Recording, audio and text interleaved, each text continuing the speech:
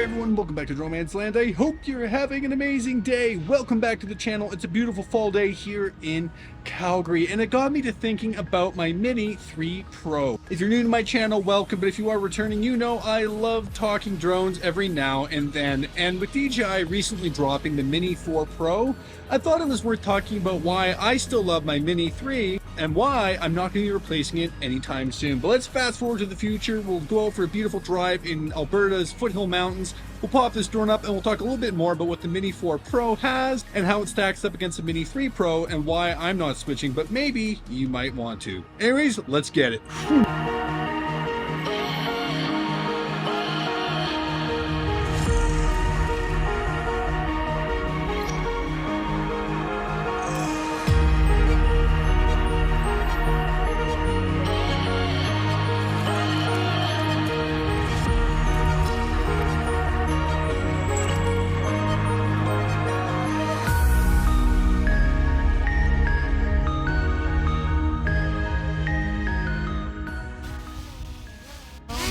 Down. All right, so this, like I said before, is the Mini 3 Pro. I think it just gets the coolest footage. Let's shut this off and let's quickly compare it against the Mini 4 Pro, which recently dropped from DJI. Before we get too far into the comparison, in terms of the form factor and what the drone actually looks like, it's basically a carbon copy of the Mini 3 that currently is on the market. So in terms of the feel, as well as the size, the same, and as well as the weight, it does come in at 249 grams, which keeps it under that 250 gram limit. All right, so let's get into the side-by-side comparison. To do this, we'll be looking at heliguy.com. Got some photos here. Let's have a look at these first. As you guys can see, here's the Mini 4 Pro. You know, got some updated sensors. Body looks slightly different, but if you look at it against the Mini 3 Pro, it's almost the same, right? Same body, just some slight changes and some different obstacle avoidance sensors. Let's scroll down here, and here we go. Here is the side-by-side comparison that we've come to this page for. All right, so let's have a look here. Let's obviously first start with the big one, which is the weight. All three drones, the Mini 4 Pro, Mini 3 Pro, and the Mini 3 all come in at 249 grams, so under that 250 gram limit. Now let's get into the camera. All three of them have got the exact same sensor, that being the 1/1.3 inch CMOS wide angle camera. And all three of them do allow true vertical shooting because the cameras do rotate. Now let's get into the video. Here's where you'll start to see some differences. On the Mini 4 Pro, you've got 4K 60 frames per second HDR, which is very cool.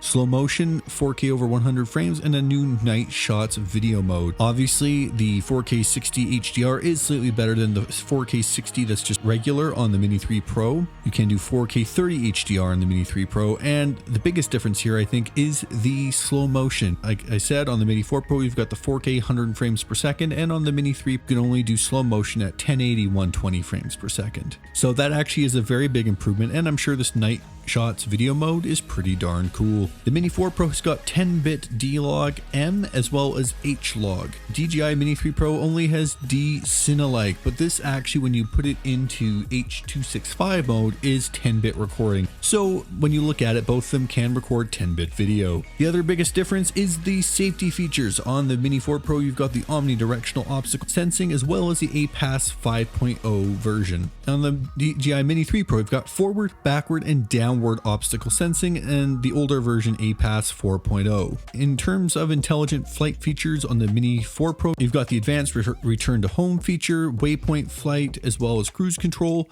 and on the Mini 3 Pro, you've got the smart return to home. I find that the intelligent features on the Mini 3 Pro are great, but I haven't had a chance to try the Mini 4 Pro to compare. And in terms of transmission, this is another slight difference. The DJI Mini 4 Pro has got the DJI O4, which allows you to fly up to 10 kilometers away with a 1080 over 60 frames per second live feed sent to your smart controller. The Mini 3 Pro has got the DJI O3, which allows up to 8 kilometers of distance, and it puts out a 1080 over 30 frames per second live feed to the smart controller.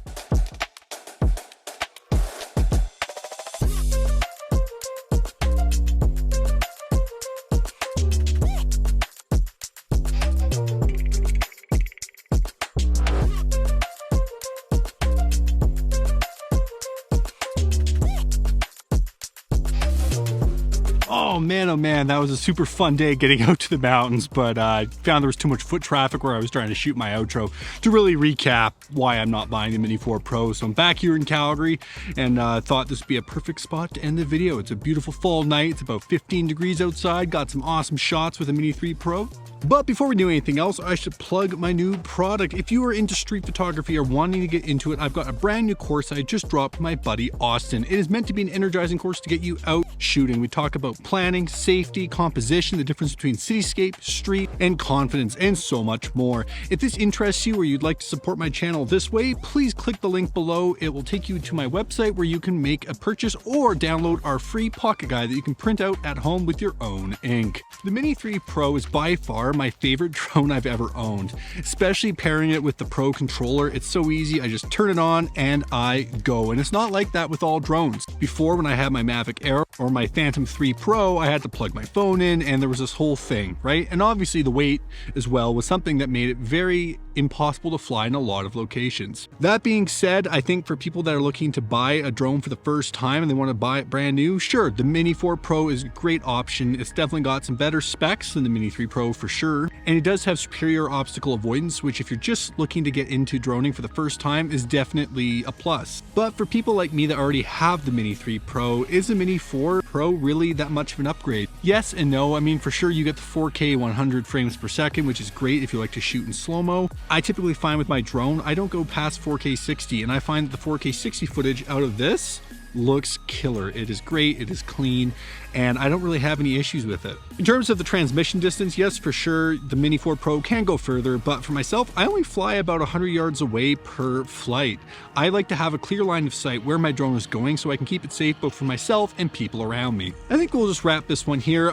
Droning is a ton of fun. If you guys would like to learn more about droning in Canada safely, please check out my left hand here. I've got a playlist devoted to that, and we go into lots of local laws here in Calgary and in Canada as a whole. And also in the comments below, let me know what your thoughts are on the Mini 4 Pro. Is it going to be a must-buy for yourself, or are you a Mini 3 Pro user and will you not be switching anytime soon? Or maybe you're not a DJI user and you've got a different drone altogether. Either way, leave a comment. Hit that like button, subscribe to the channel, and remember to take beautiful photos every single day. Don't do it for the views, do it for yourself. And I look forward to seeing you all in the next one very, very soon. See you later.